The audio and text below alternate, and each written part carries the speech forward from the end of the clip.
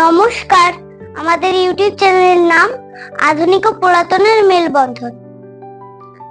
নমস্কার, আমি সৃজিতা মুখার্জি। তবে আজকে নিবেদন কবি নীরেন্দ্রনাথ চক্রবর্তীর লেখা কবিতা উলঙ্গ রাজা। সবাই দেখছে যে রাজা উলঙ্গ, তবু সবাই হাততালি দিচ্ছে, সবাই চেঁচিয়ে বলছে সাবাস সাবাস।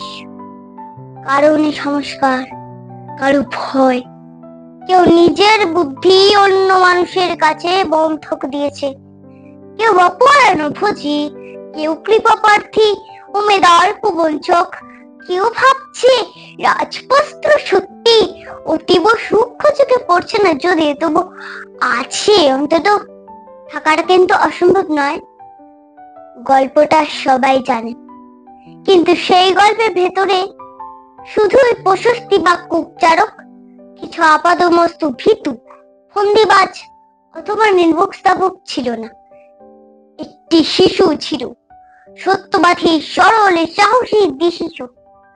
নেমেছে গল্পের রাজা বাস্তবের প্রকাশ্য রাস্তায়, আবার হাততালি উঠছে মোহর মোহর, জমেছে স্থাবর বৃন্দার ভিড়, কিন্তু সে শিশুটিকে আমি ভিড়ের ভেতরে আজ কোথাও দেখছি না। শিশুটি কোথায় গেল?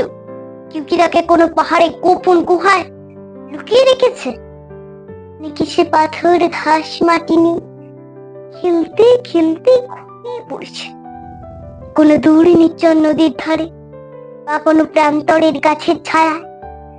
যাও, তাকে যেমন করে হোক খুঁজে আনো। শেষ একবার এই উলঙ্গ রাজার সামনে নির্ভয়ে দাঁড়াক।